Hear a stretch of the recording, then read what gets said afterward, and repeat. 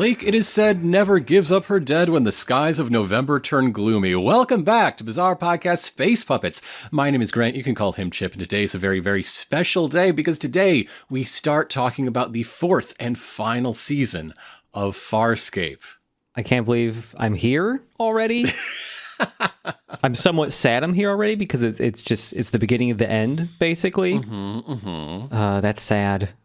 I'm gonna have to start reading the comics, the season 5 comics or whatever. Those exist, right? Sure, yeah. They're in like 2010 or something, like years after the show ended. Yes, they did start an ongoing comics run set after the show, as well as in parallel a few miniseries set before and during. Oh, okay. Like if you want to know what Dargo is getting up to between seasons 3 and 4. There's a mini series or two about that. Oh man, I'm going to assume the writers in the comics are no one associated with writing for the show, right? There is some O'Bannon like consultation. You know, there's a guiding hand going on. Okay, interesting.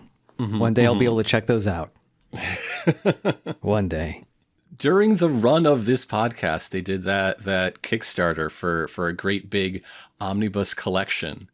So that should be hitting stores probably before we even finish season 4. Oh, wow. Okay.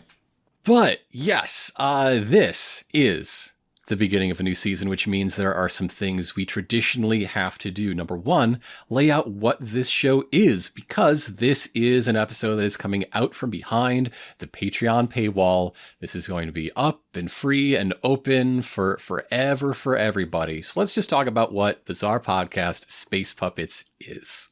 Yeah, so, I mean, have you heard of Farscape, folks? It's from about 25 years ago. Well, we're getting to the parts that are about 22 years ago. But yes, wonderful sci-fi show with Jim Henson alien puppets that puke and pee and fart and everything in between. That's the number one bullet point for me. Yeah, just disgusting this show. Usually 2 episodes at a time.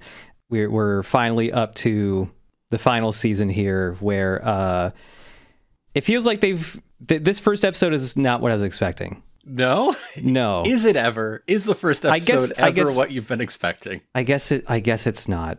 But I guess before we get to that, I'm getting ahead of myself. I should probably intro all these characters, right? And like the status of just everything at the start of the season.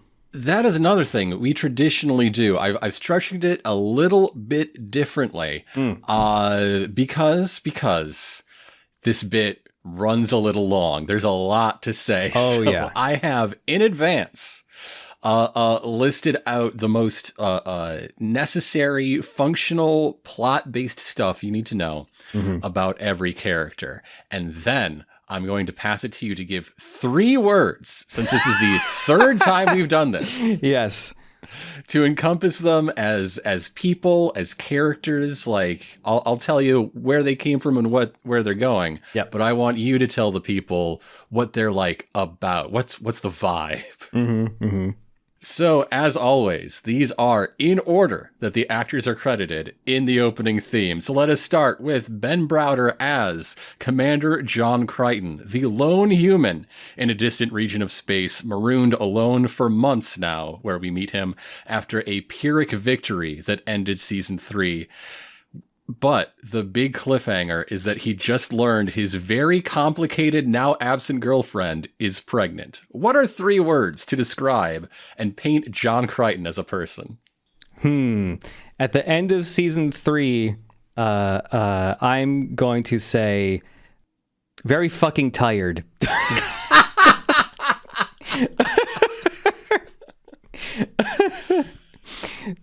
Correct. So speaking of that absent, very complicated girlfriend, Claudia Black as Erin Soon. She was raised in a society of authoritarian rent-a-cops and has spent 3 years becoming her own person instead, in fits and starts. She ended season 3 leaving John for fear he would die on her again. And yes, is revealed to be pregnant. 3 words for Aaron Soon. Backsliding real bad. Are they all going to be phrases? I don't know. Well, let's get the let's next find one. out together. Yeah, all right. Which brings us to Anthony Simcoe as Ka Dargo, a teen dad warrior and ex-prisoner. He is now hunting his wife's murderer that framed him for that murder. Happens to be his wife's own brother. Very complicated. This became his overriding motivation after he lost his relationship with his long-lost son. Ka Dargo's family situation is a lot. Revenge-obsessed bachelor. Oh, but who's he going to give that rose to? You know who ain't getting it? Gigi Edgley as Chiana. She is a rebellious young woman from a repressive society who has gained limited prescience after being possessed by an energy being. Take it away. 3 words for Chiana. I hate it when that happens, by the way. I'm going to say for Chiana, and only, God, the 3 words makes it tough for me. I need phrases. I'm going to say grown-up teenager. I'm surprised none of the 3 words were jellicle. She's doing it less. That's why. I feel like she jellicles a lot less because the burden of suddenly having to be responsible and taking care of other people, just it takes it out of you. Wayne Pygram as Scorpius. Aw shit, where to start? Scorpius is a peacekeeper commander trying to kill as many Scarans as possible. He just had all of his plans destroyed and his position stripped. And over the last few seasons has been trying to remake John Crichton in his image. Let's see. Oh, that's more than 3. I'm going to say charming evil genocider. Yeah. Damn, he's trying. He's trying so hard. So yet again, we have major characters who are not, whose actors are not credited in the opening, which brings us to Dominar Rigel the 16th, voiced by Jonathan Hardy and performed by a team of puppeteers. He is a deposed ruler of hundreds of billions and has recently seen an opportunity to return to his throne. Now, please give me 3 words to describe your favorite little creep. Oh, man. There's too many. How can I only pick 3? Disgusting tsundere frog. I want to put that on a plaque. Pilot. Pilot is here. Pilot is voiced by Lonnie Tupu. He is biologically fused to the living ship Moya and dreams of exploring the cosmos. Dreams so hard that Pilot's life is a history of opening himself up to exploitation. Caring crab dad. Yeah. He's a dad. And finally, the last member of the main cast to have joined the main cast, Tammy McIntosh as Jewel, a young, very educated woman who spent 22 years in cryogenic storage. Upon awakening, she found the family she was traveling with died due to the rest of the cast's actions. At the end of season 3, she intended to continue her interest in archaeology and perhaps find anyone who remembers her among her people. I like her. No, I don't know why Jewel's the tough one for me. I'm sticking with I like her. So yeah, that is our cast. That is a good look at where we left all of them when most of them, well, left. But a little bit more about Bizarre Podcast Space Puppets. We don't just talk about Farscape. I try to bring in a lot of what was going on in its context, like the fact that it is the original show that made the Sci-Fi Channel what it was, and in large part no longer is. But But it was their first and biggest step from licensing and reruns upon their theme to producing original work. I think it is hand in hand with the Dune miniseries that really laid the foundation for the Sci-Fi Channel. Also, a lot of production notes and behind the scenes stuff that come to bear, as well as your fresh eyes. In fact, just before we turned the mic on, I saw you sharing a screenshot from the Farscape wiki and had to upbraid you. I had to shame you for risking spoiling your poor newcomer senses. I saw nothing. Pinky swear. So yes, this show is a premium show that is available in its entirety currently, more on that later, to patrons at patreon.com/ChipAndIronicus. Those are patrons at any level, at any amount. That's right, we're asking for as little as $1 a month to get a show that I think is worth at least $1 an episode. Like, come on. But as I mentioned, it doesn't have to be that way. If and when that Patreon total climbs above $2,600 a month again, everything comes out from behind the paywall for everyone. That happened a time or two back in season 1. So not only are these season premieres just that way, and why you may be hearing us now, if you go back, the first half of season 1 is as well. Yep. So there is plenty for you to try before you pledge, and when you get to that point, you're going to want to, believe me. Is there anything else you want to talk about before we get to season 4? No, I think I just want to get right into this. Okay, but I do, so... Okay! More about the historical context. Again, this is a season beginning tradition that must be upheld. Let us return to the 7th of June, 2002. This is airing, at least for the U.S. audience, about a month and a half after Dog with Two Bones. What? Okay. Wow. Again, that huge 9/11 induced break in the middle of season 3 made the between season air break very short. Well, at least people didn't have to wait too long to find out what happens to John, I guess. So yes, it is June 7th, 2002. R. Kelly has just been sentenced to 2 years in prison. Hamid Karzai has just been elected interim president of the Afghan Transitional Administration. The Detroit Red Wings are about to win 4 straight over the Hurricanes in the Stanley Cup Finals. Hell yes. Yeah. The Divine Secrets of the Ya-Ya Sisterhood has hit theaters this very day. And what are you listening to as you drive to the theater? That's right, Avril Lavigne's debut album, Let Go, just dropped earlier this week. Oh my God. And will go on to be the 3rd best-selling album of the year. Of course, if you're not in theaters, it's because you're at home playing Morrowind, which came out yesterday. Oh my fucking God. You know who's not enjoying Morrowind? At least he's not going to finish the game. John Gotti has 3 days left to live. Welcome to June 7th. Jesus. So much is happening. Man, history. It's real. So, yes, that brings us to Season 4, Episode 1, Crichton Kicks, written by executive producer and showrunner David Kemper, whose last credited scripts are the Season 3 finale Dog with Two Bones and Revenging Angel. Directed by Andrew Prouse, who had now, in Season 4, has a producer title, an upgrade from co-producer in Season 3.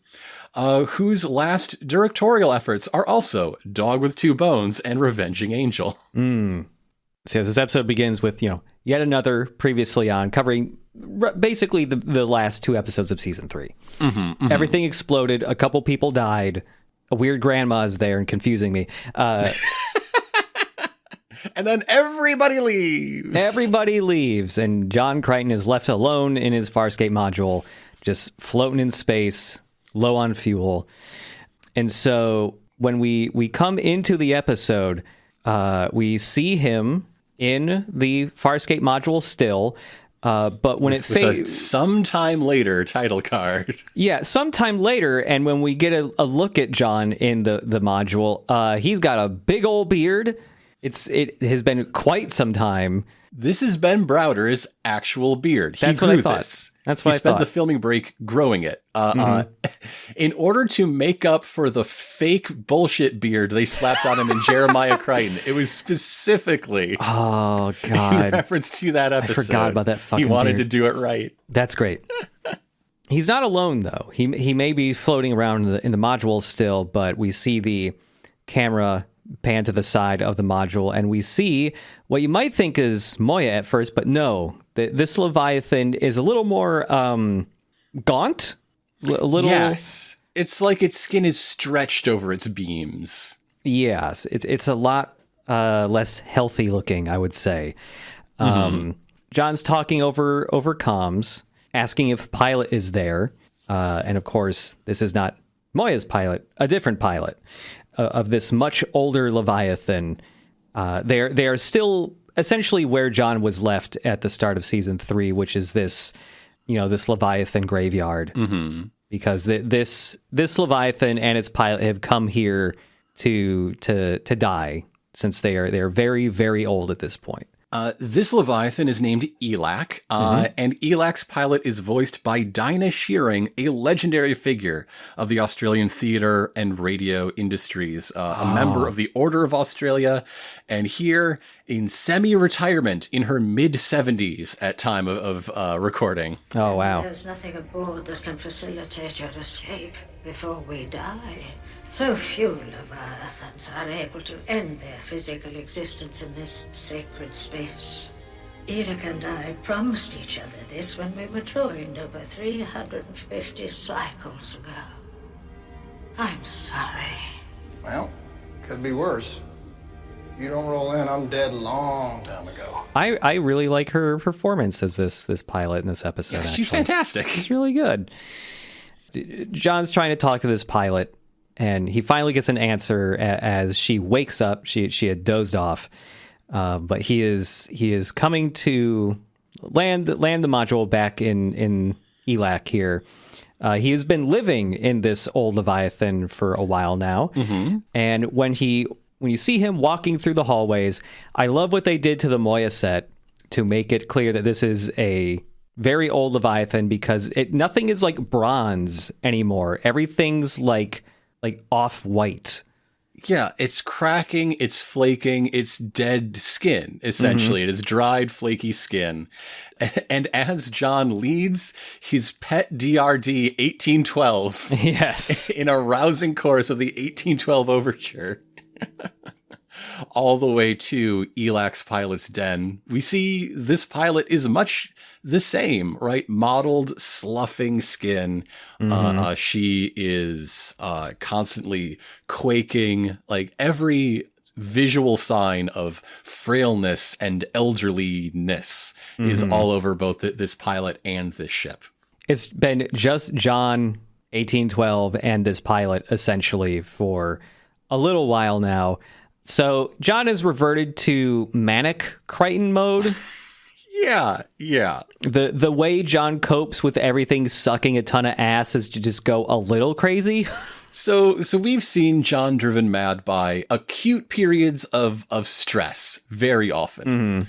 Several kinds of brain scrambler intentionally trying to drive him mad. And so now the question is, what flavor of crazy will come out for a long period of isolation? Yeah. Genuinely, it seems like 1812 and also the actual 1812 overture, which you hear multiple times throughout this episode, seems like the glue that's keeping it together somehow. Even the DRD 1812 has like a little bit of cobweb type tissue between its little dangly bob eye stalks. Yeah. It's cute. It's cute. So we finally get a little bit of comforting for the viewer exposition here. It seems that when John was left alone in his nearly dead module in the sacred space, he was rescued and brought aboard this geriatric Leviathan that came here waiting to die. This was set up in a deleted scene in Dog with Two Bones. Uh-huh. There are times when our regular pilot, Moy's pilot, is like, hey, I got some gossip about this Leviathan trying to kill us. That came from elac. Elac is the one on the horn about their... Yeah. Okay, gotcha. That makes sense. Also, I just want to mention that, the beard, along with the rest of John's current look, makes him look like he's on Dagobah. His dirty, tattered white robes. I guess mean, it started as white. I suppose. He really looks like an extra that you would see in the background. But yes, John has been keeping busy. He has been still working on figuring out wormholes, and you can see him in the maintenance bay or whatever, where he has his module parked, just scrawling equations all over everything, especially crates. All of the cargo crates in here, he's just writing all over these things. He's making a lot of progress. And this elderly pilot chimes in and tells him, hey, there's someone coming. A very small ship is coming, and also they're out of control. Heads up, as this small module crashes into the maintenance bay, just annihilating a bunch of the crates that he had written a bunch of these equations on. I mean, it's a lot of writing, but it seems like 0.25% of all the writing he's done. Yeah. Would you believe that this visitor is some sort of person on the run? Oh my god. On Farscape? On a Leviathan? For the longest time, yeah, this keeps happening to the Moya crew and stuff. But now that it's happening on a different Leviathan with only John on it, I think it's a John thing. I think he's the one pulling them in. He just has a magnetic attraction to people in danger, running from some sort of militarized force or another. And so John just stands there from a distance, watching as this person comes out of this module, just drinking out of his little space cup. Out comes a lady who looks like a character you could select in DDR. Yes, she very much does. So she is tangerine orange in her clothes and hair. How else would you describe this young woman? I feel like if you only got a glimpse at her and Jewel and then were asked to remember the character design, you could easily get them mixed up. They're kind of similar looking ladies, slightly in similar build and all that. But yes, she has, this bright tangerine hair, and her long hair is coiled up into a bunch of little, I don't know what I want to call those. Prongs all over her head. Imagine a sea mine. Yes. And taking that to your hairdresser and saying, give me this. Yeah. I mean, John keeps calling her Sputnik throughout the episode. So tangerine outfit, big platform shoes. It's not really something you get a good look at for a lot of shots of her, either just due to lighting or because her hair goes down later. But she also has this kind of on the edges of her jaw and her temples and her forehead, she kind of has a shiny kind of scaly texture there, and only there. Yeah, iridescent diamond pattern scales. Yes. Yeah, but otherwise, if you didn't notice that or didn't notice her weird dilated eyes, you could maybe just think, oh, she's a Sebastian. She's not. There's no big introduction.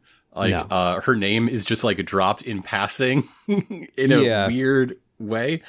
But this is sikozu is her name, played by Rayleigh Hill. Rayleigh Hill initially auditioned for the role of Grayza in the Into the Lion's Den 2-parter, which would have been terrible. Yeah, I don't think she would be I don't think that makes sense for her to be Grayza. Would have been a real miscast, wrong match, but she impressed David Kemper enough that he's like, all right, what we're going to do is come up with a new character that would actually fit you very, very well. Oh, damn.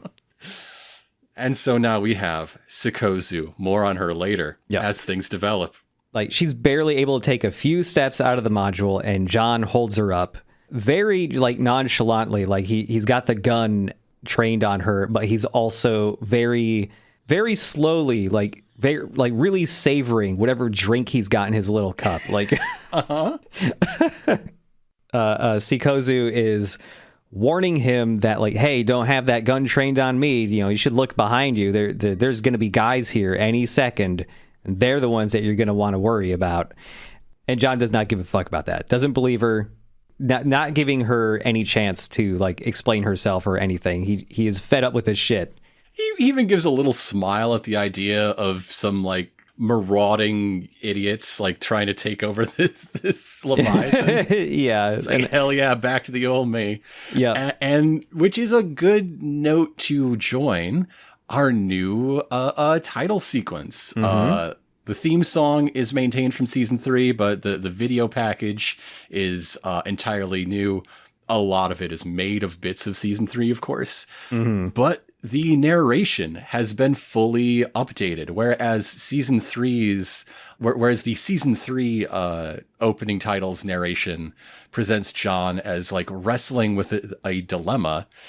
Season 4's is about how he's been running and fighting for years and has now made up his mind. He has made a choice.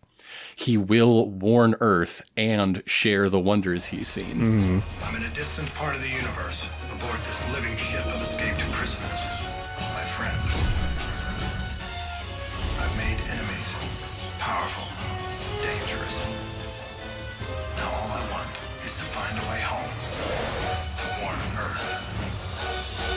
Look upward and share the wonders I've seen.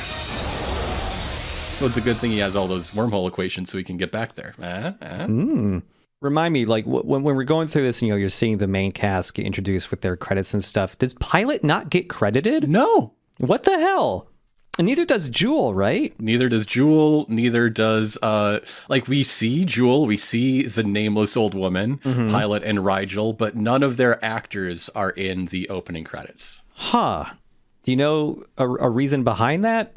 Like Rigel and Pilot's just like that. That's weird to me. I mean, for them, I think it is just the illusion of don't get it confused. There's not a guy in prosthetics inside here. These are different things, right? Like I did at the top of this very podcast episode. I don't think of Pilot as a Lani Tupu character. I think of Pilot as, you know, a character brought together by like 9 people or more, yeah. One of whom is Lani Tupu, right? Yeah, that makes sense.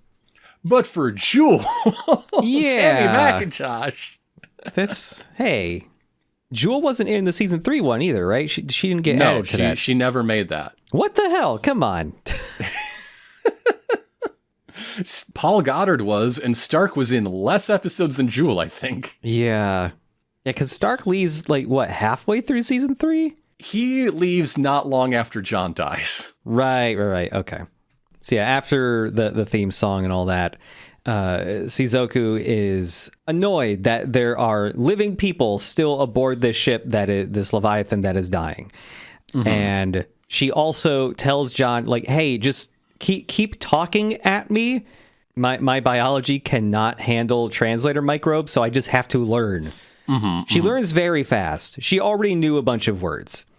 I love this like little excuse, like, okay, we've got new viewers, hopefully we got lapsed viewers coming in for a new season. How do we get them up to speed? We have to introduce a new weirdo and have her just demand exposition. Yeah. What's that called? What's that? Toast. Make sentences, nouns, verbs. Okay. Once upon a time, I was happy here. Little on the lonely side, but that's okay, because at least Winona only had to start cooking fires. You know, fire, whoosh, fire. Module's out of fuel, so it's not going anywhere. So I'm working like a mofo.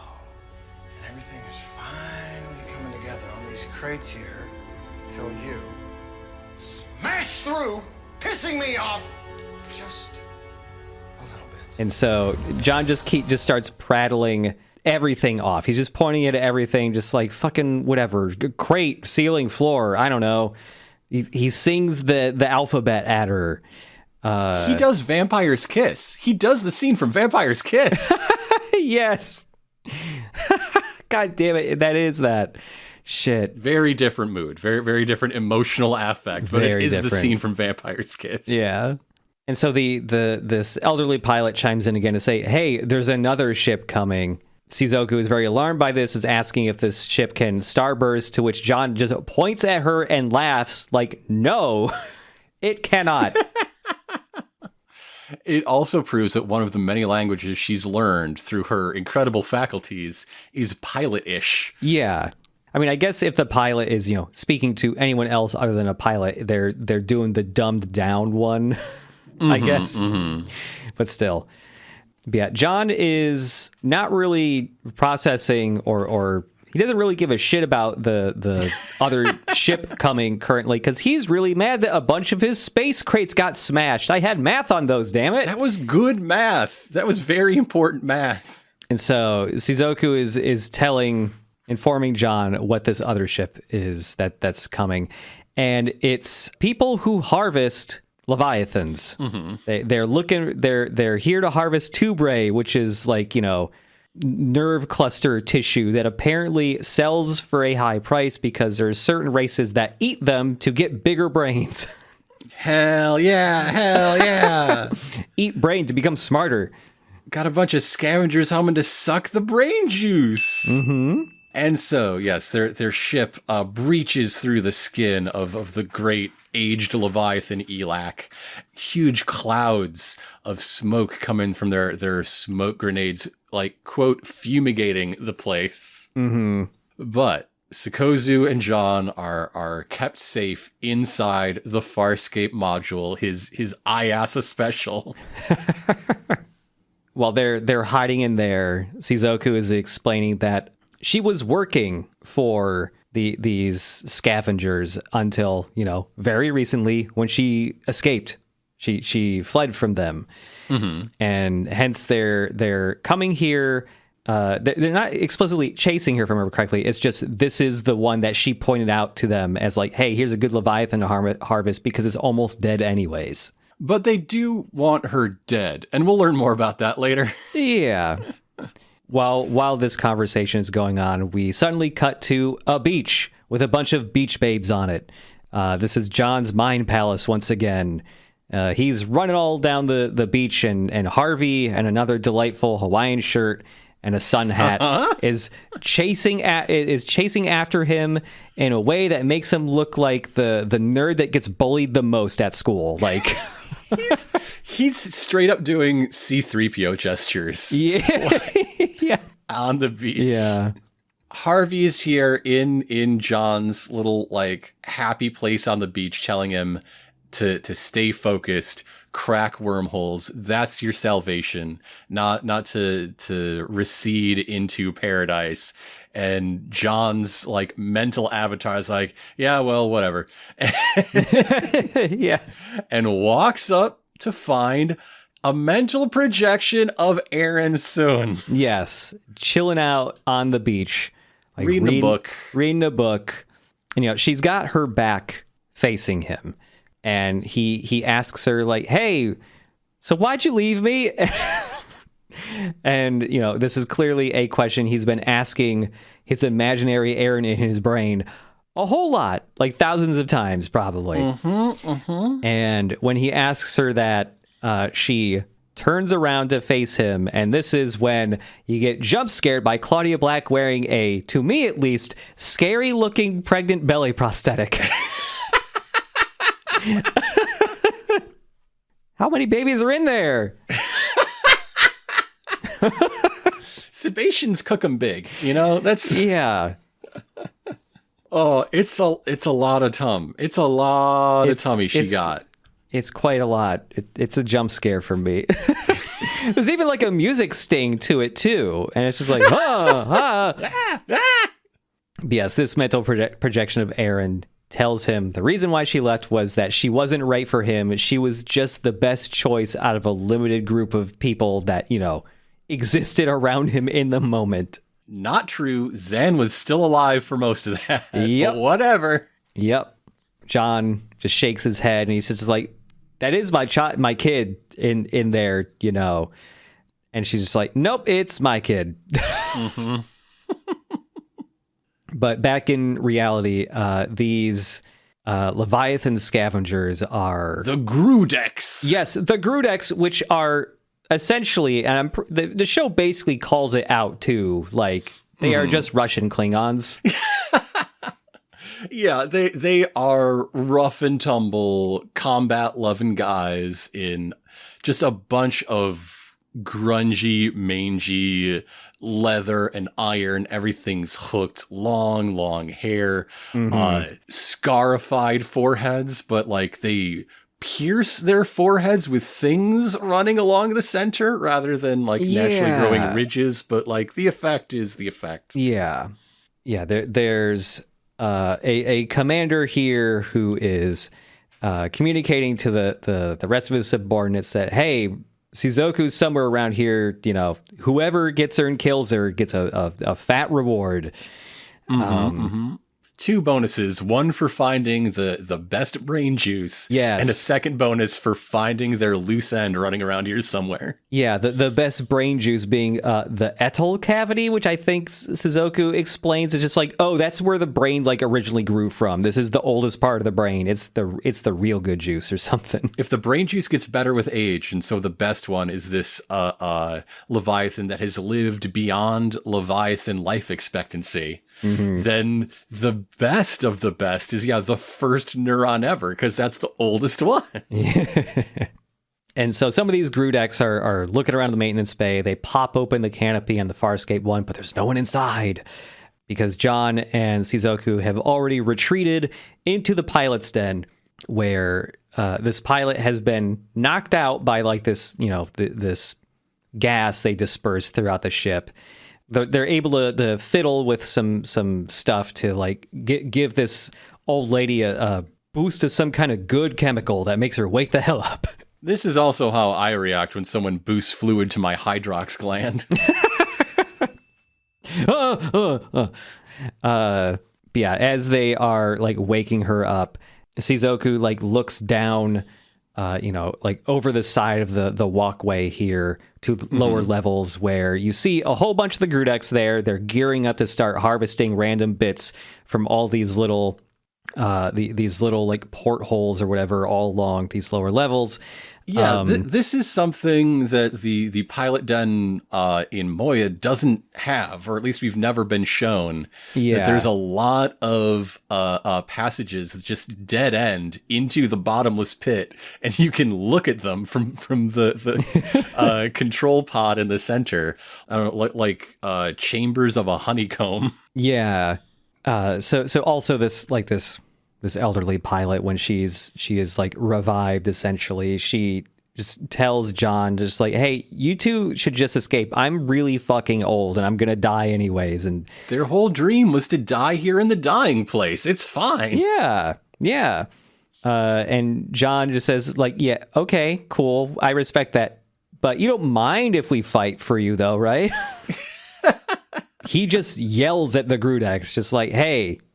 And these Grudex tell him, like, we don't have any actual problem with you currently. You can just leave if you want. We're just gonna harvest all this good old brain juice, and then fucking whatever. John yells Klingon at them, and then just starts blasting.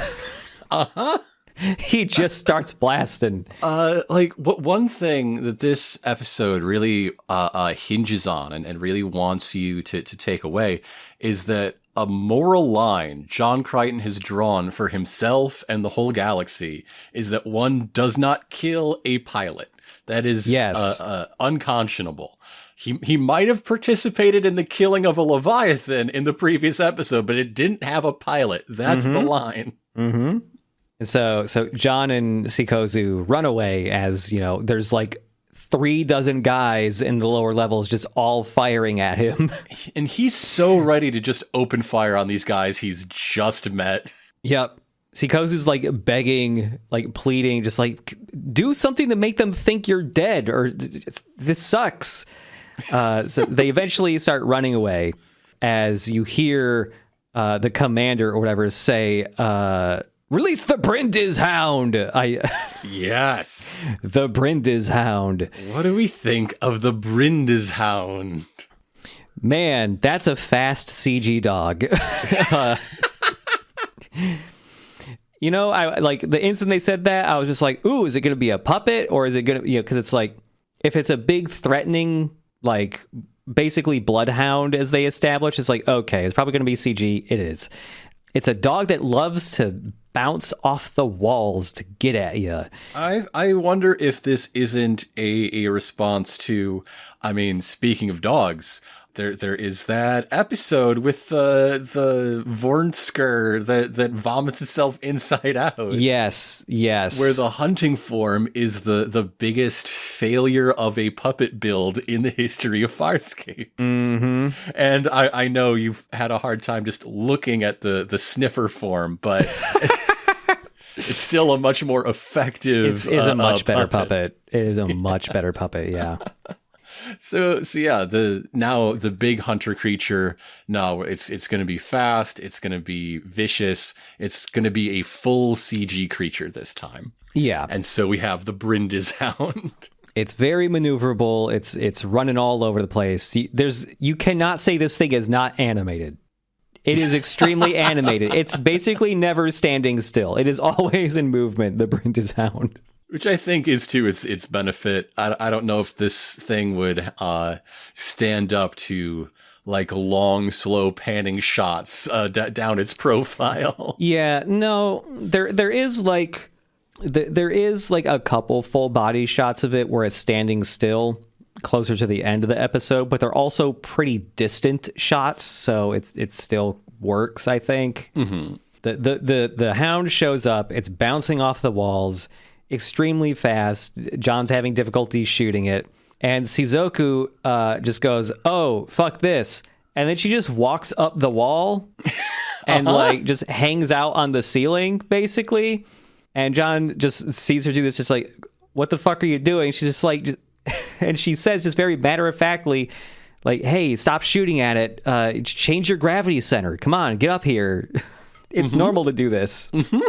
And then John gets his like femoral artery or whatever in his thigh gets torn through by the Brindis Hound. And we cut to commercial and come back to sikozu bandaging him with no explanation for why the dog let go. I don't know. Maybe she drop kicked it and we don't have to talk about it. Whatever. Yeah. Just John fired his pistol a bunch and scared it away for a second. Yeah, whatever. Yeah, whatever. There's one very important scene between the unleashing of the hound and it sniffing them out on the tier they were above, which is when we learn a little bit more about Sikozu's whole deal. I want you to say this part because I feel like when I watched this, I felt like her deal changed twice. Okay. And I don't know if I was just, if I just zoned out for a second and I missed something. So what I mean to say is they know the hound has been leashed. They know the hound has been sent for them. So they start looking for a good place to hide, a place to run, a place to set a defense. And Sikozu's going one way to find this bit of Leviathan anatomy. And John tells her, "Oh, no, yes. it's this other way." And she insists he's wrong. And he's like, "No, lady, I've been living here." You got to remember that Leviathans are living things that grow to respond to their passengers and just the foibles of fate as a living creature. Mm-hmm. And that's when he realizes that all of her Leviathan expertise that she's been going on about the just whole time they've learning. known each other is just book learning. She's never set foot on a Leviathan before this day. Yep. She really talked herself up Yes. in previous scenes. With zero practical experience until now. Yeah. I like how tickled John is by realizing that she's never been on one. Mm-hmm. But yes, in the bandaging scene, back to the present, we get a bit of her deal that I think is what you thought I was going to talk about. Yes, this. So it comes out that she, Sikozu here, worked for an unnamed sort of organization, and she cares very much about her, I guess, reputation within her unnamed employers. Yeah. And the Grootlex came to them and said, hey, we need a Leviathan expert to point us to the good brain juice. And she got put on that case, became in 6 months the world's leading Leviathan expert, if you hear her tell the story. Mm-hmm. But that means she did her job so good that they needed to double cross her. Yeah. Yeah.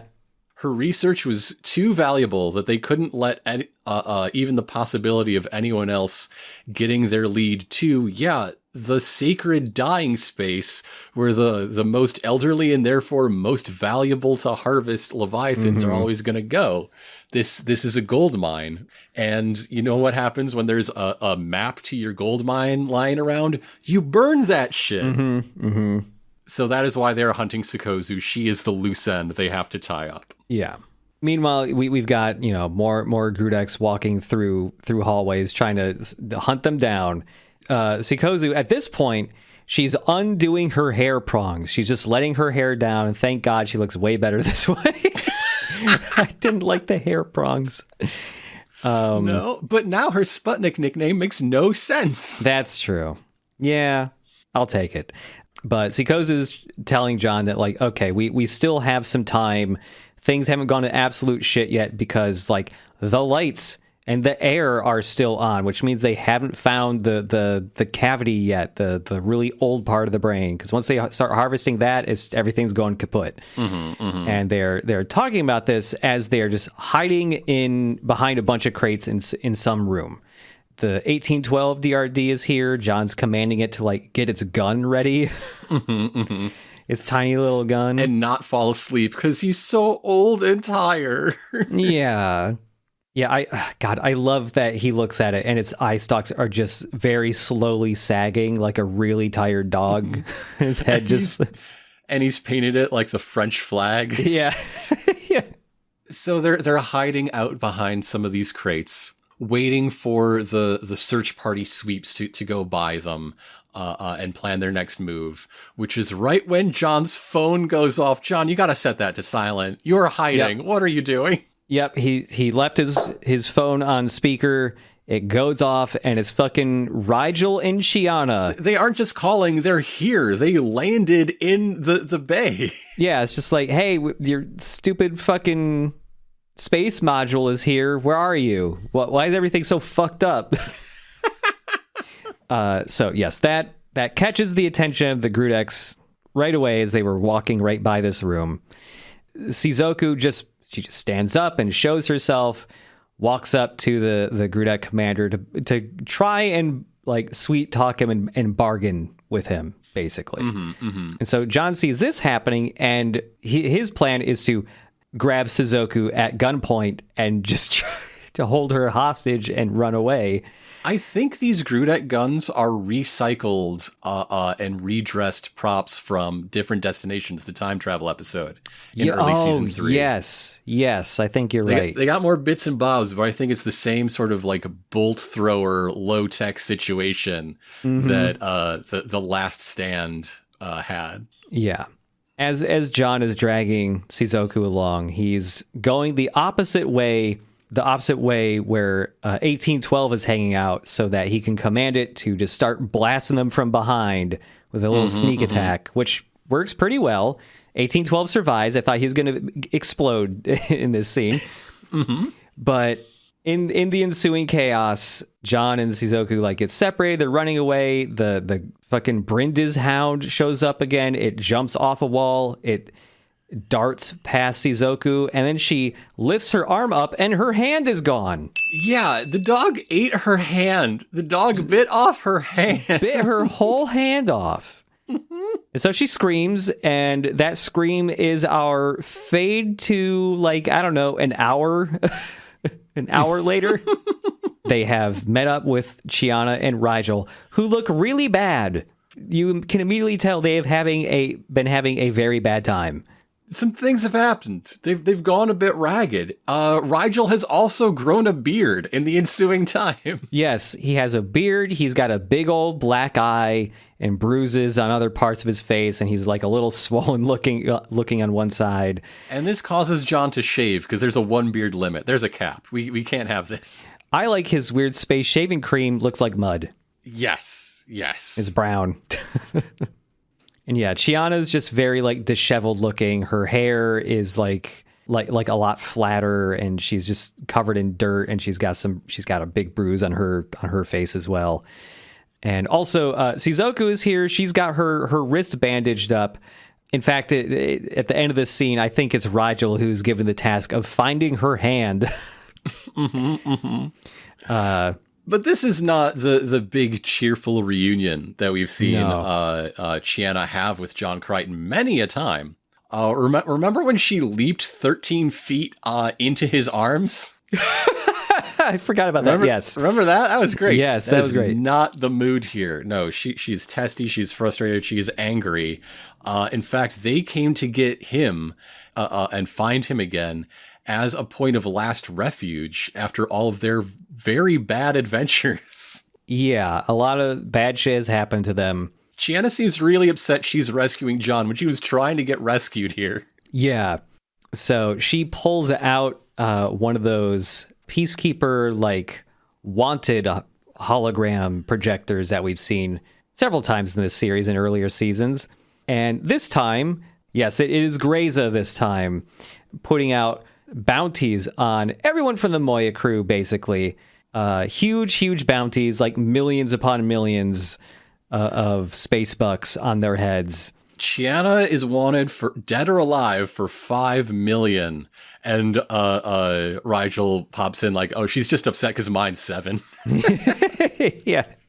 And so, yeah, they've been constantly evading like bounty hunters and peacekeepers for this whole time now. Yes, this is when a couple tasks get divided up between people. Rigel's got to go find the hand. John and Chiana are going together to do some other thing. They got to put together the pieces of John's plan to get rid of this dang dog. Yeah. And so as John and Chiana are walking down this hallway, I feel like it's been a little while. We get the Crichton maneuver. Yeah, John pushes a lady up against a wall or some other surface and gets real close to her. He is too stressed out to wait for like the end of the episode catharsis. It is time to talk about feelings right now, halfway through. Let's go. Yes. Like he just pushes her up against this wall and just like, hey, tell me what the problem is right now. Like you keep referring to an it. What is it? What's the problem? What the fuck is going on? And so Chiana explains that her like psychic premonitions or whatever have become more intense. She went to a casino where there's a game that was 100% rigged, and she won it 7 times in a row. And that caused a lot of problems. Yeah. That drew a lot of attention to her and led to a lot of really bad things happening.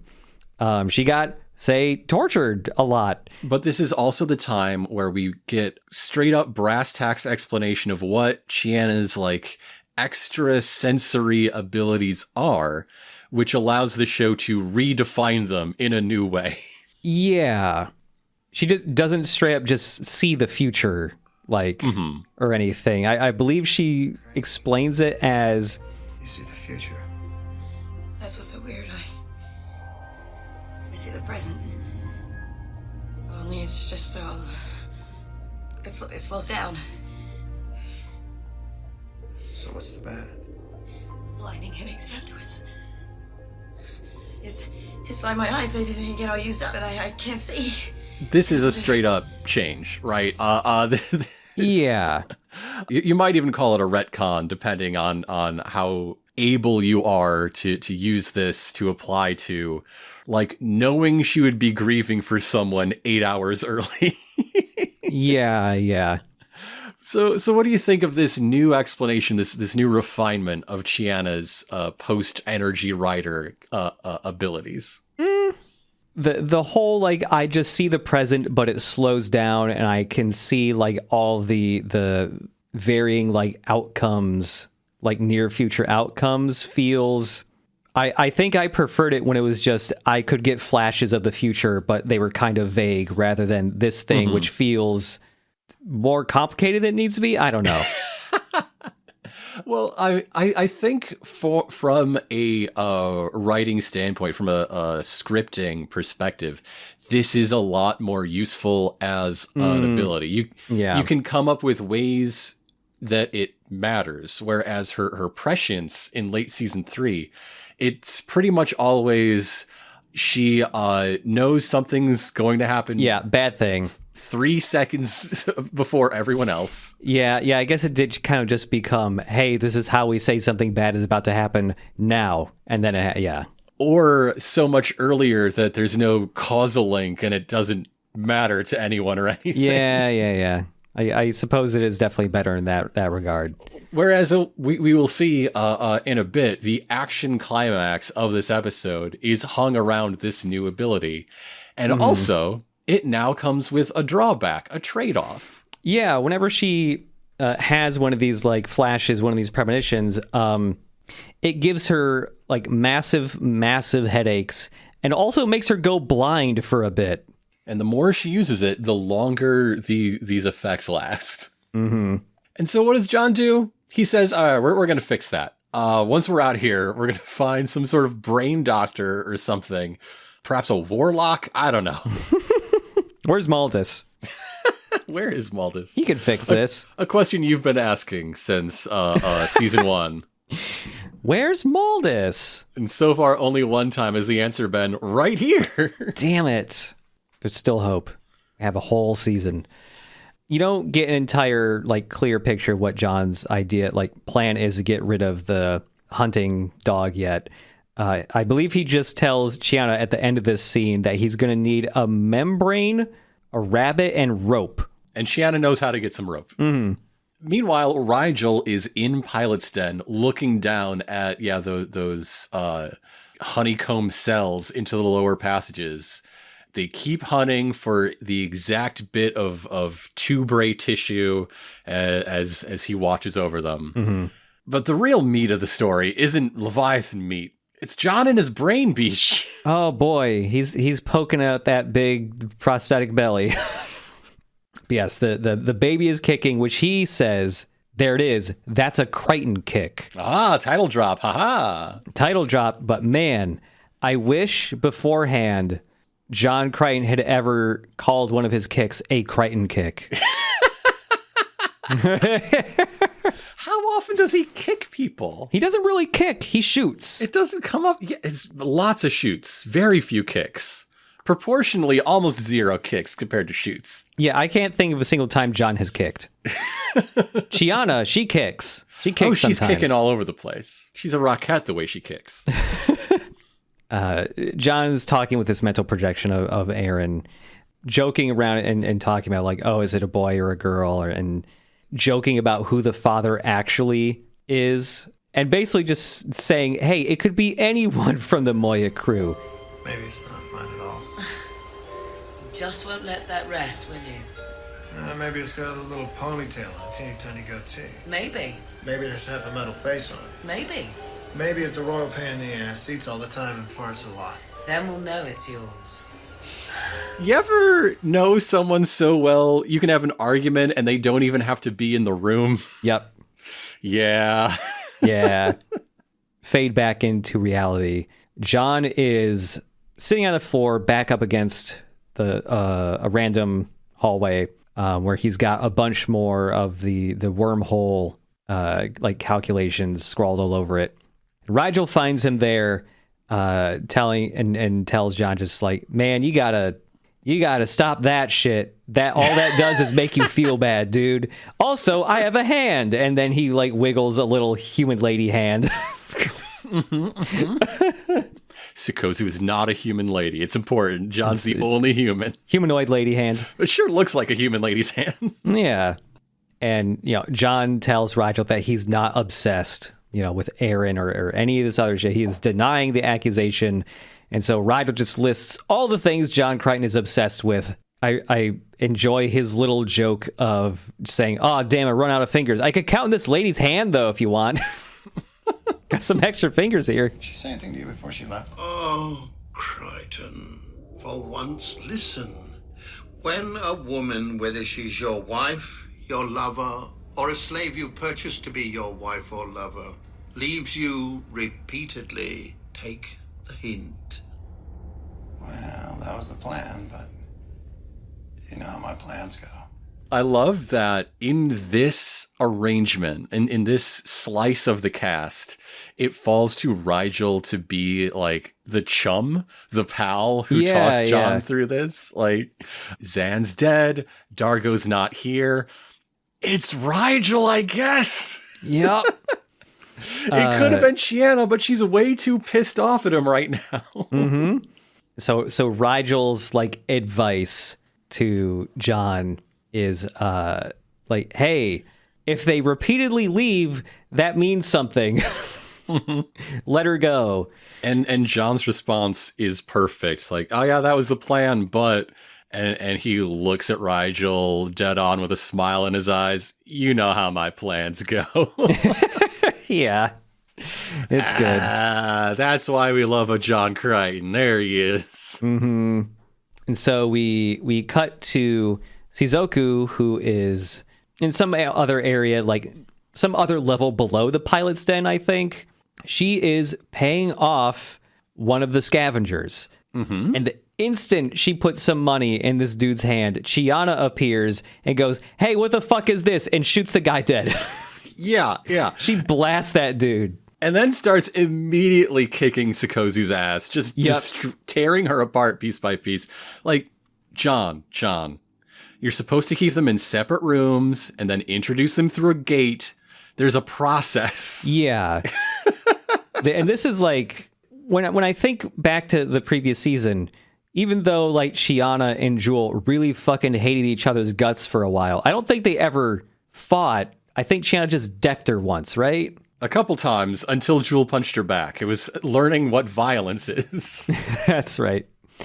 But no, Chiana just beats Sikozu's ass for the most part. There is a bit where Sikozu only has one hand. Yeah. She does, she can run on walls, and that lets her get like 2 hits in on Chiana before she just rips her off the wall and just beats her down. But eventually John and Rigel see this going down, and John restrains Chiana. John peels Chiana off her, and it's time to let it all out.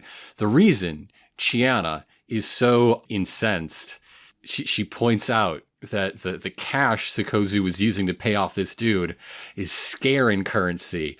That must be who her mysterious unnamed organization is. It's the fucking Scarins. Mm-hmm.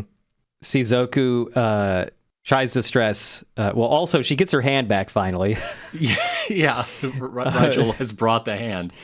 But her explanation is, I have Scarin money because I'm from Scarin space, but I hate those assholes. Yeah. How much money are you carrying around that's like got peacekeeper stamps on it? It's just where you're from. I didn't choose it. Yeah.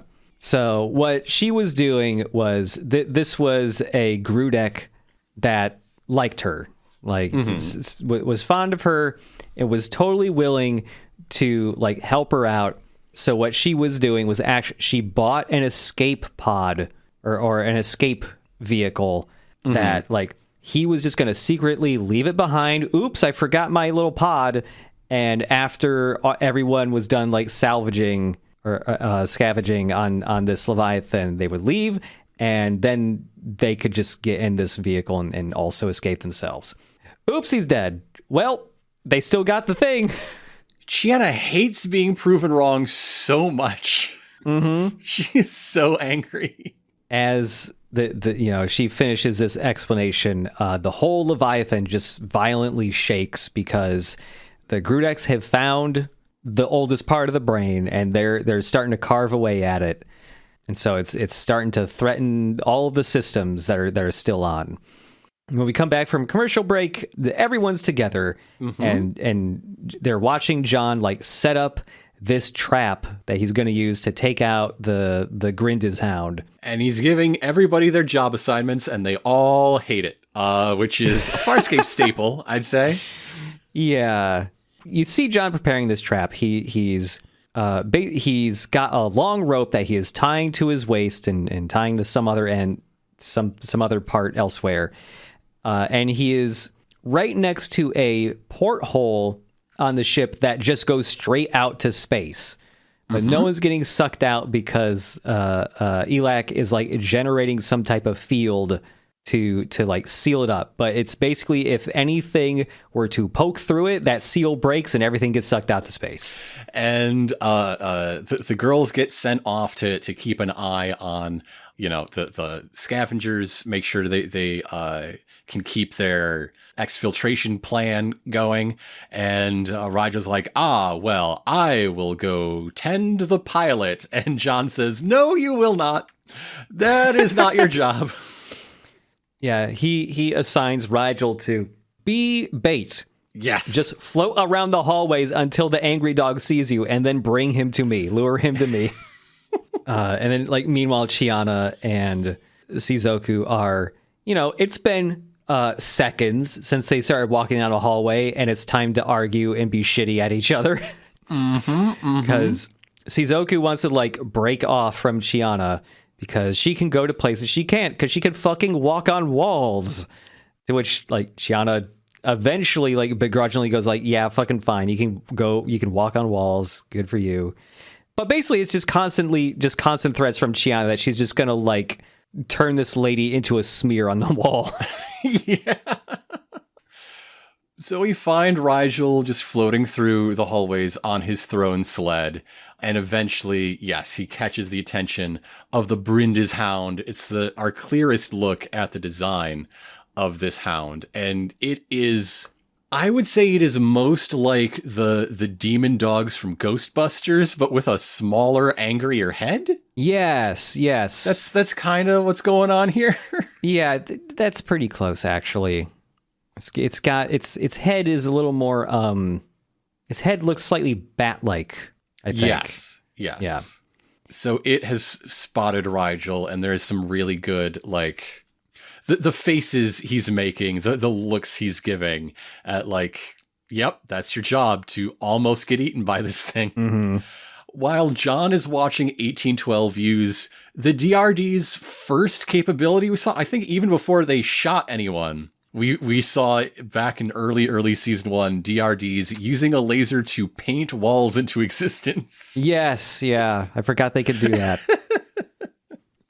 Covering up the passageway out into the void of space. Yeah. I enjoy all of John's ass shaking to get the dog to bite him. to try and bait the dog into biting him. Ben Browder said this was some of the most fun he had filming, especially compared to how difficult it is to act against literally nothing. But yeah, he gets to dance around, make goat noises, shake his ass a lot. Just watching a puppet chased off screen by a CG creature, this means something. This is symbolic to me in the history of Hollywood effects. Yeah. But John's silly little ass goat dance has drawn the attention of the Brinda's hound. John has difficulty getting the Brinda's hound to jump the right way so that it goes flying through the hole behind him. But he eventually does. It takes a few tries. Yeah. And this thing is sent to its death as sort of a combination of the Kidva and Durka. Mm-hmm. Right? John baiting it into a trap laid for machinery, and that trap being sucked out into space using a Leviathan's capabilities against it. Although neither of those had nearly as much ass involved. Yeah, no, there was no ass, basically. There was practically no ass when he killed Durka. Yeah. Before Rigel came in a later season and finally killed Durka. Maybe there was ass there when we weren't looking. God, I can't believe there was a time where I thought Durka was going to be one of the major antagonists. That dude got chumped so hard. He was in 3 episodes in 3 separate seasons. 2 seasons. Yeah, 2 seasons. But I mean, I thought he would be around for Like for the length Crace was, you know? Right, yeah. No. And so, yeah, the dog gets sucked down into space, and John pulls himself back into the other room on the rope that he's tied to. And 1812 is the little guy who shuts the door for him. Gives a little thumbs up to 1812. Yeah, hell yeah. Yeah. We cut to Sikozu, who's, on her own currently, scouting stuff out. She approaches the commander. Head of the Grudex, trying to tell him just like, hey, you don't got to kill me. I am super forbidden to ever say anything about this. Much like her Leviathan experience, right? Like whatever this organization she was contracted from has rules, and she believes in those rules as if they are the rules everyone must follow. And now she is out in the real world where rules are what the guy with the gun says they are. And this guy is telling Sikozu, like, okay, I will definitely not kill you if you go back to Crichton and everyone else and keep them from, stopping us extracting all this stuff from the Leviathan. And then when it's time to go, I'll take you with me. That sounds great. It sounds great. Every time we get a new character, we have a new opportunity for someone to do some double dealings and some backstabs. Mm-hmm. Yeah. And so, like, okay, that's that double cross, that agreement is made. Sikozu leaves that room, walking down a hallway where John is already hiding and knows she's double crossing, and he fucking tackles her and does the Crichton maneuver, pinned down like in the pilot's den, where everyone else is as well. And he lays out just how she fucked up. Yeah. I like that this starts with a guilt trip based on letting her know how many children Elac has borne in its great long life as an incredibly elderly Leviathan, and then just like whispers in her ear, "You're a mommy killer." Yeah. Oh man. And so she's still like arguing back. John gets her to shut up by having Chiana put a headset on her where it's just like, hey, we literally just intercepted this communication from the Grundex. You can just hear the commander say, "Oh yeah, extremely kill that lady. She's not fucking coming on here. Just kill her." The message even mentions, "Oh yeah, we already told her employers that she sucked so bad on the job she died, and it was her own fault entirely." Yeah. But John Crichton, the murder pirates wouldn't lie about my job performance. No, that's sacrosanct, John Crichton. They wouldn't dare. It feels like her entire view of the universe just gets snapped in two there. Just like, wait a minute. If you give this woman 3 stars on Yelp, she will die. Yeah. Oh my God.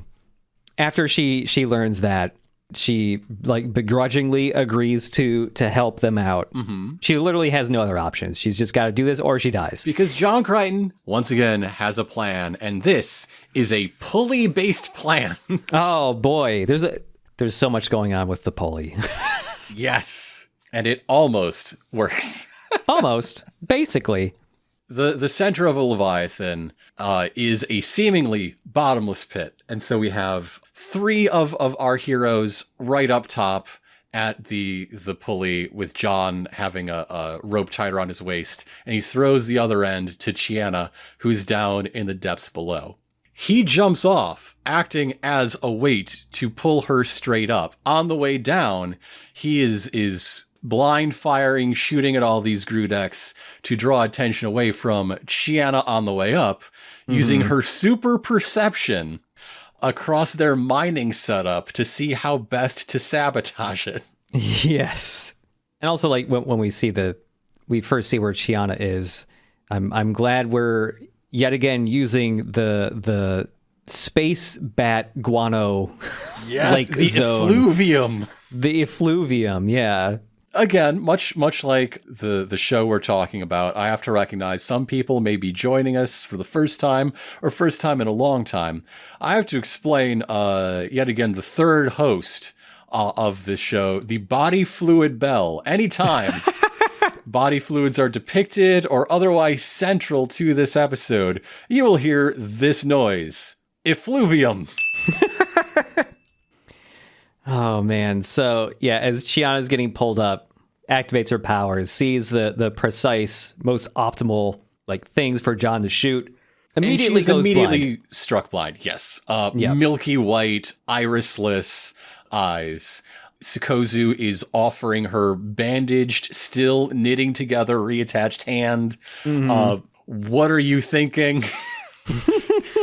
Not that Chiana can see it to reach for it in any case. This is not going well. As she, over the radio, relays the scouting report down to John to know, what to shoot and in what order to do sabotage that will not destroy them in the process. And so John, gets pulled up, not by just Chiana going down, but by... trying to pull herself up. She instead pulled Sikozu down with her. So now they are heavier than John, yanking him straight up. And so, John shoots straight up, and he shoots 3 things in a specific order. Whole bunch of shit explodes, killing and just throwing a ton of Grudex all over the place. As the DRD 1812 is laying suppressing fire during the whole thing. Yeah. But the whole time, of course, we've been getting just little inserts to the hastily mounted pulley into a fraying part of the rope. And of course, it snaps. And John begins to fall through the bottomless pit. And he's shouting for Rigel to come save him. Our fourth hero will be fine. Yeah.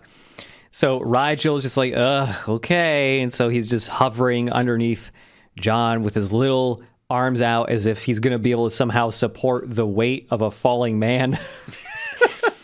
And he fucks up and he completely misses. He whiffs it. John keeps falling until he lands. He says, I tried. Yeah. But John lands in the effluvium. Yeah, just big splash of the jewel goo, the ghoul, back from Revenging Angel. And he gets way deeper in it than Chiana did in that previous episode. He is up to his eyeballs in the stuff. It feels like a shot reference to Predator as he's just easing through the goo, and he mutters to himself, "No pilot muerte." Again, this is his line. You will not kill a pilot on his watch. Yep. So when we come back from break, John and Shizuku are both in the pilot den. She's just kind of got a 1,000-yard stare. Her life is fucked. Yeah. And she gets an invitation, hey, life with us is weird. It's a lot like this a lot of the time, but, you're welcome. And she says, I'm going to get my life back. I will not end up like you. And I love the way John replies with just, okay, all right. Yeah. I am going to get my life back. I will not end up like you.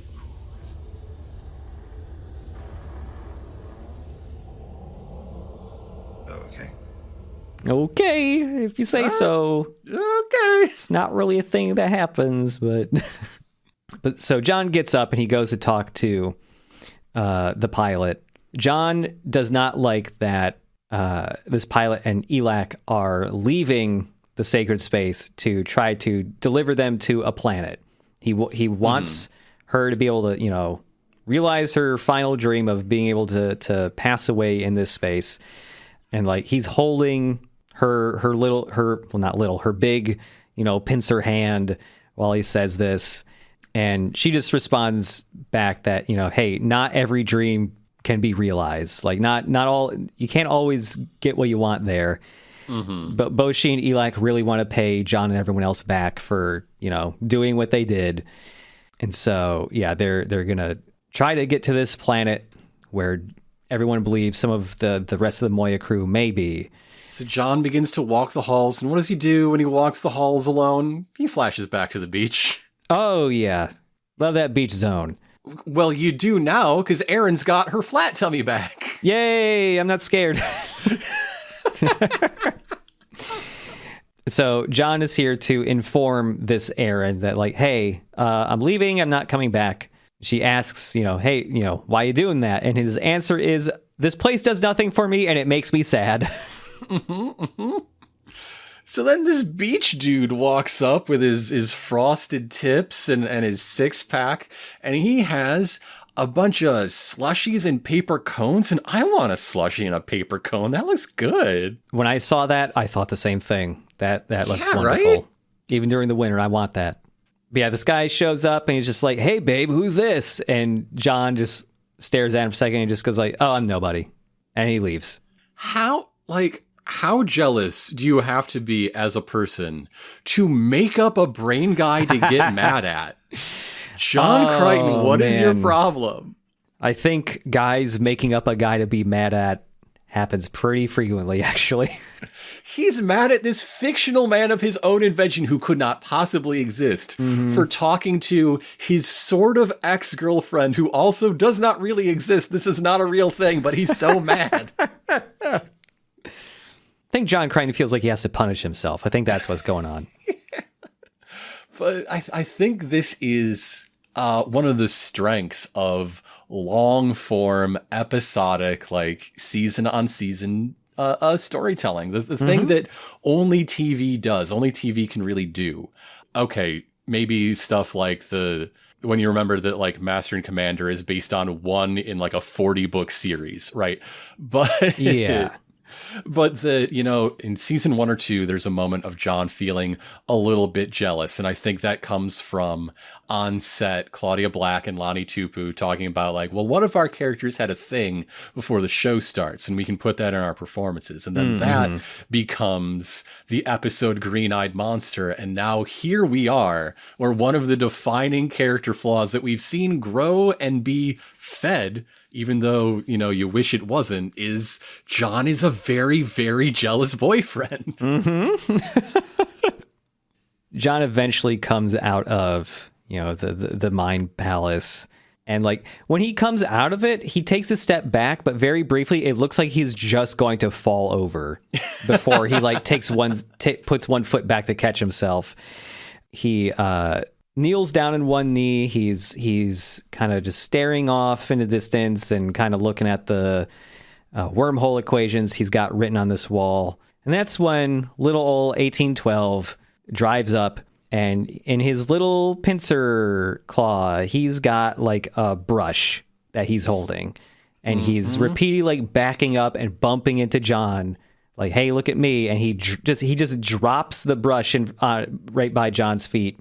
So he picks it up and he starts working on equations again as he whistles the 1812 overture, and he whistles like a couple bars, stops, and then the DRD starts singing the next couple bars of it in like a really cute sing-songy like robot synth tone.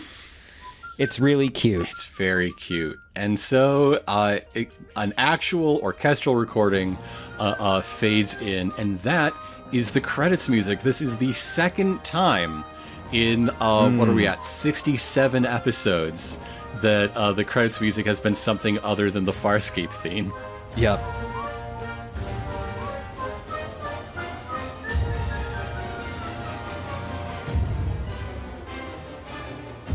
While we wrap up, I think the big question to ask is, what do you think of Sikozu, who has joined the cast for at least a little while?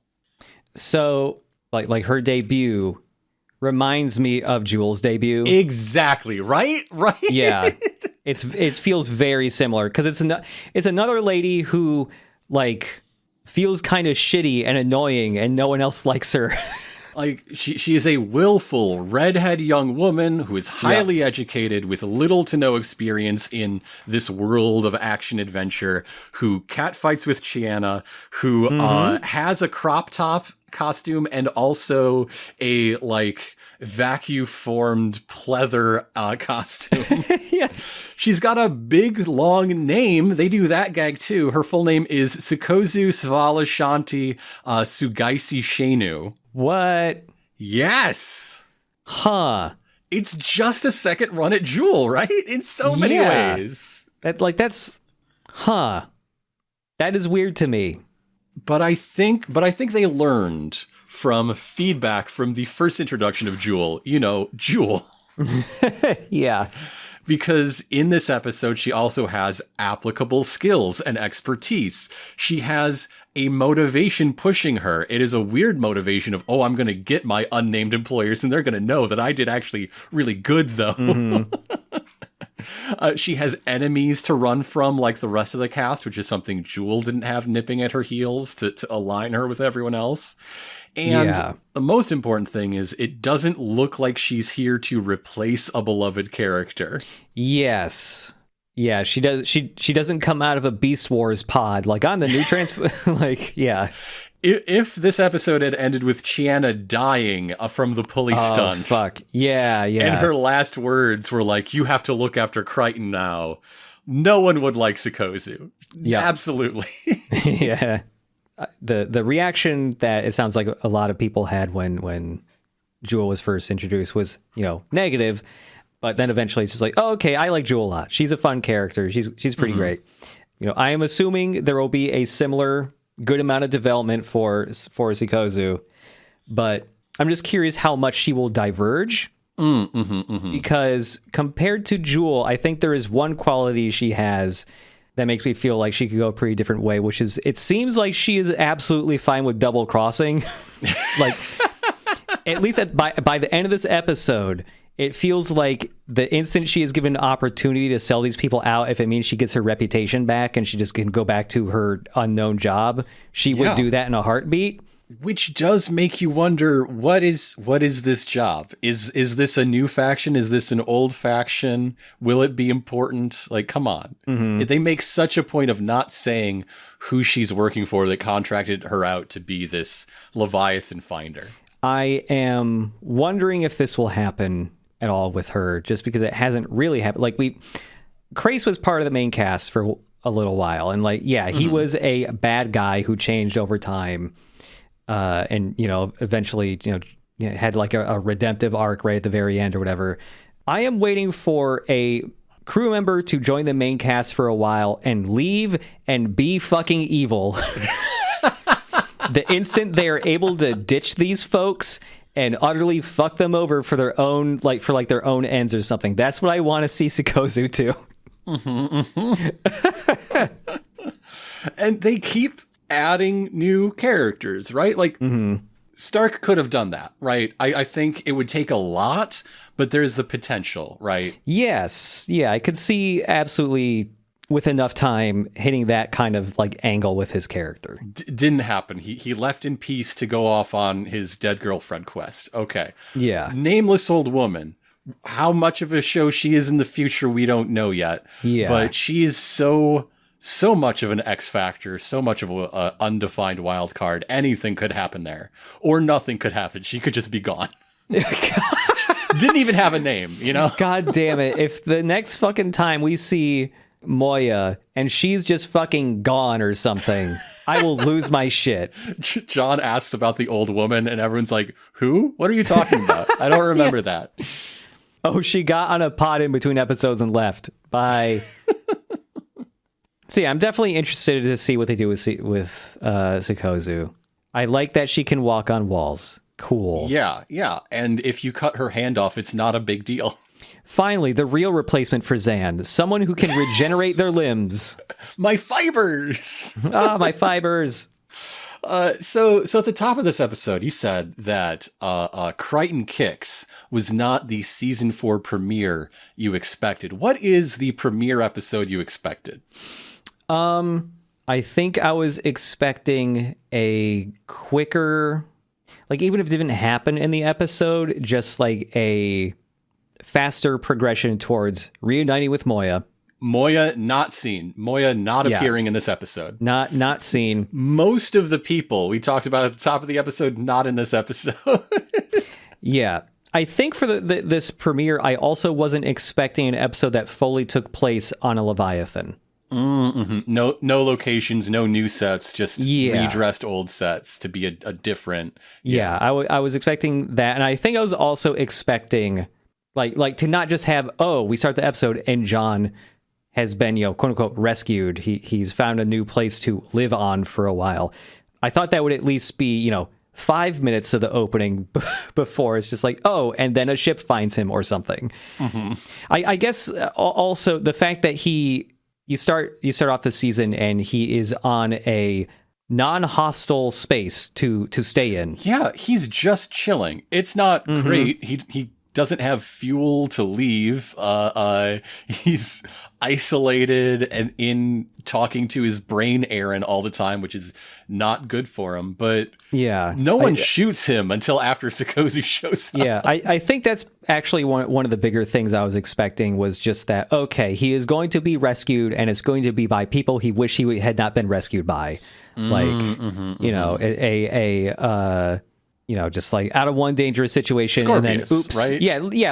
Getting rescued by Scorpius or Graza in their like power struggle between each other, or the Scarens or the fucking, why can I never remember their names? The Pathfinders, the Ancients, Pathfinders, yes, the Pathfinders. Nabari. Yeah, like, okay, this is how you reintroduce the Pathfinders. Moya just had that like energy signature baked into her, and like, oh, we came here right before she got sucked up into a wormhole, but we found you, something like that. Oh, do you think that's why there was a wormhole that ate Moya? Do you think the Pathfinder snatched her? Oh, maybe. It could also just be the Ancients doing that, but like I think there's a decent chance it is that, but at the same time, they are also aliens that don't want anyone to know where they live ever. And so I don't know if they would pop open a wormhole to suck people to their planet, even that, because that seems maybe risky for them. I don't know. Yeah.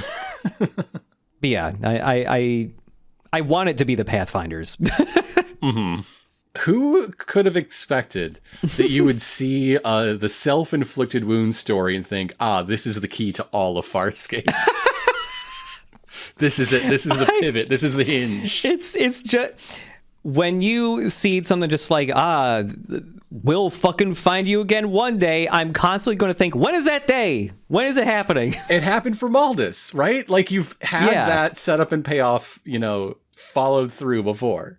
And it's just like, I know if there is a payoff for that, it will be at, probably a fairly pivotal moment, or, it will be, important.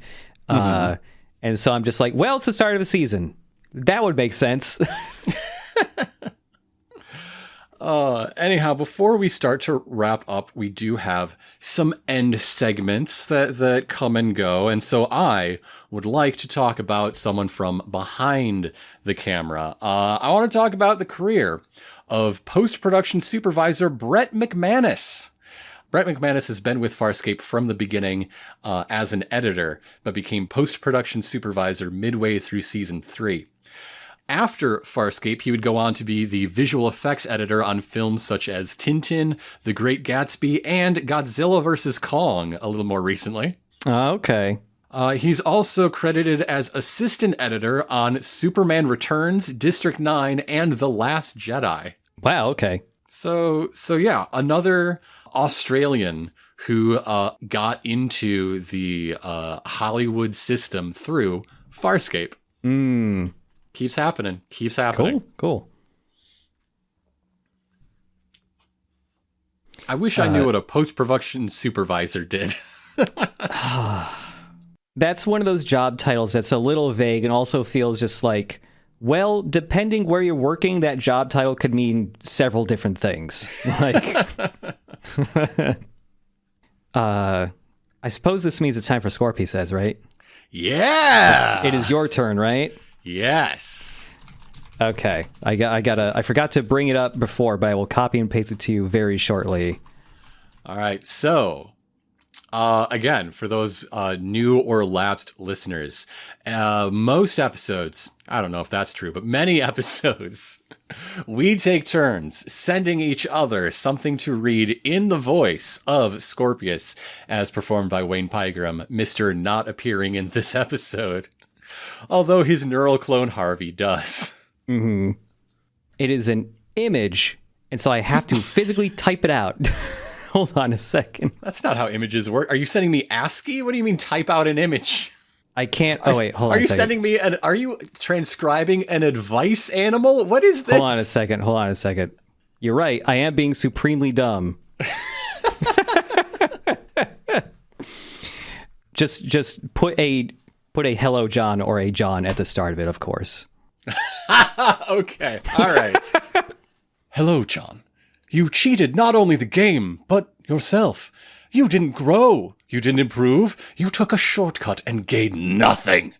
You experienced a hollow victory. Nothing was risked and nothing was gained.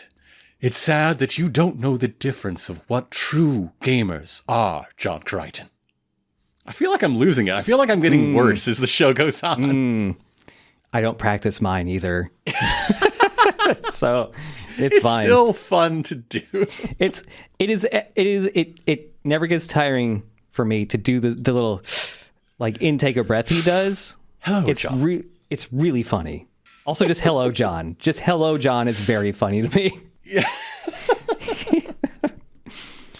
If the show had merch, it would just be like semicolon hello, John. Like I don't know how you write, but I think just semicolon gets that across. Yeah, I think so.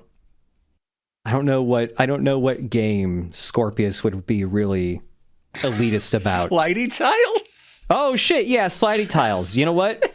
Yeah. I don't think we've ever seen Scorpius like in a scene playing a game. Like in his fucking evil chair or anything, but it's probably slidey tiles. It does seem like the chess equivalent. Yeah. I mean, we have seen very early season 2 style Harvey playing chess. Yes. With John in his improvised chess. Yeah. Yeah, slidey tiles make sense actually. But in any case, thank you all for joining us. We kind of ran out of the things we do on this show. Again, if you would like to get the next episode and so many others beside served up to you regularly ASAP, all you got to do is become a patron at patreon.com/ChipAndIronicus at any tier, at any level. And if you would like to help others do the same, then we're just looking to get back to that $2,600 a month threshold. That's all. That's all it is. It's the simplest thing in the world. Speaking of next time, we're going to be talking about the next 2 episodes, the What Was Lost story, Part 1, Sacrifice, and Part 2, Resurrection. Oh my God. What ominous titles. A 2-parter already. I guess that was the same for season 3, but... Season 3's 2-parter was episodes 3 and 4. 3 and 4, we had to deal with the Diagnosion, and then the Dargo's betrayal, and then the 2-parter. Yeah. So yeah, we're getting to it slightly faster here in season 4. Cool. What Was Lost, Part 1, Sacrifice, and Part 2, Resurrection. I would like to ask everybody who listens to this show now or ever to tell somebody about it. We are beginning to exit the 25th anniversary year of Farscape. No. 2024 is coming to a close. The year of Rigel. But that doesn't mean our love is diminished. That doesn't mean it's time to stop talking about Farscape. A lot of people did for the 24 years in between. And we'll be telling more of those stories as we get deeper into season 4. Obviously, the surprise cancellation of a show that was renewed for a 5th season but did not get it. And the fan response. Hey, you know what's happening alongside this? Firefly is happening alongside this. Oh, shit. Yeah. Things are moving. This is a part of that wave, that time in fandom. Like, BBSs are about Farscape, man. We're in like, yeah. Okay, that's a little early, but like America Online is talking about Farscape. So yeah, look for that as season 4 goes on. And be part of their heirs. Why can't Discords be talking about Farscape through the medium of space puppets, huh? Why not? Come on. We should all be thinking about Rigel. We should all be thinking about these puppets. And the slime that goes on them and emanates from them. Yeah. Anyways, I thought this was pretty fun. I love talking about Farscape. I'm gonna be pretty busy, so I gotta go. I have a guy. Yeah. I have a guy I need to imagine and get really mad about. Okay, that makes sense. That makes sense. Anyway, I'm going to give your imagined guy a 2-star rating. So, that's gonna make him mad. He's gonna make him even more shitty in my brain, and then I like this for some reason.